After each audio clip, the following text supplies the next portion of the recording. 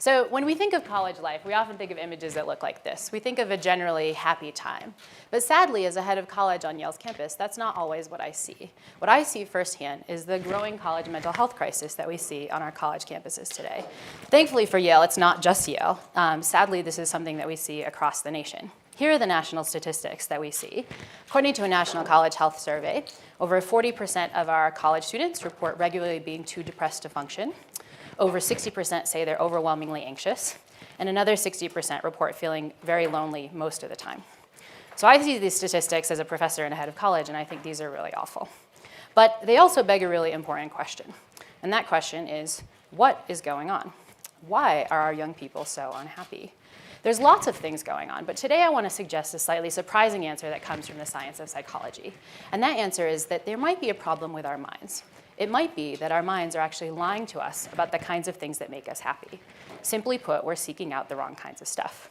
Here's one wrong thing that some of us are seeking out, case of money. We're at the World Economic Forum, so a lot of us think that if we just got more of this stuff, we'd be happy. But is that really true? That's what researchers Danny Kahneman and Angus Deaton tried to look at. They collected a whole set of measures about people's happiness and well-being and tried to see if those measures were correlated with people's annual salary, at least in the US. Here's what they found, plotted logarithmically. They find that happiness does go up as salary goes up, but that going up stops off at a point. And that point is around 75K. What does that mean? That means if you earn 75K, if I double or even triple your salary, it's not going to have any impact on your well-being. It's not what we forecast, but it's what the data suggests. This is just one of a number of cases where it seems like our minds are lying to us. Our minds are causing us to seek out stuff that we think is going to make us happy, but it's not going to work. And I think this is part of the crisis that we see in our young people, and just in everybody today. We're seeking out all kinds of things that we expect to give us this boost in well-being, but it's not working. And we might be seeking those things out at the expense of the things that really do matter. But then that raises the question, what matters? Like, what aren't we doing that we should be doing? And here's where there's lots of good news. The good news is that we don't have to listen to our lying minds because we have science, the power of everything we love. We have 2 decades of work that tells us some counterintuitive things we really should be paying attention to improve our well-being.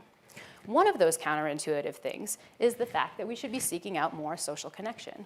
What's the thing that separates very happy people from not so happy people? The amount of time that they spend with people they care about. But it's not just people you care about. It turns out that very short interactions with a stranger can improve our mood more than we expect. Here's one lovely study that looked at this. This is by Nick Epley and his colleagues. He goes up to folks that are commuting on the train, on the L train in Chicago, and he says, you're going to be in one of 2 different study conditions. Either you're going to be in the solitude condition, which means you're going to ride this train and just enjoy your solitude, or you're going to be in the social condition. You have to ride this train, and for the whole train ride, you have to talk to somebody and make a connection. So you're laughing, you're predicting what most subjects predict. Like, that is going to be weird, right? And that's when he asks subjects what subjects predict. They predict the solitude condition is going to feel good, social condition feels bad.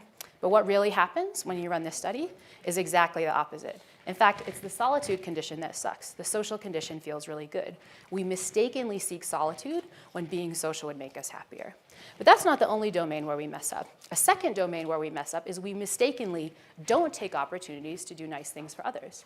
Another thing that separates very happy people, they give more to charity at every income level, and they volunteer, spend time helping others. But we know this not just from demographics, we also know this from the empirical data. Here's another study by social psychologist Liz Dunn. She tries to get people to do nice things for others. She walks up to people on the street, hands them $20, and says, by the end of the day, you have to spend this. You either have to spend it on yourself, treat yourself to something nice, or you should spend it on somebody else. The question is, if you were in this study, what would make you happier? If you were like most subjects, you might think that treating yourself feels good. After all, you're going to get something out of this, right? And that's what Liz Dunn finds. When she actually surveys how people predict they're going to feel, people predict that spending the money on yourself is going to feel better. But what really happens is just the opposite.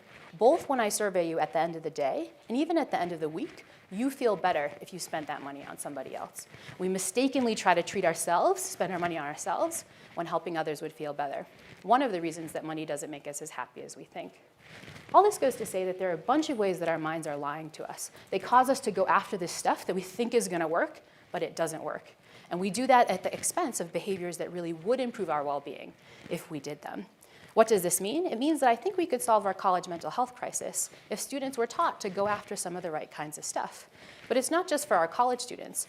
All of us can improve our happiness if we did it the right way. And that's the good news. The science of psychology suggests ways that each one of you in this room could improve your well-being. You just have to take a little bit more of a scientific approach. Thank you.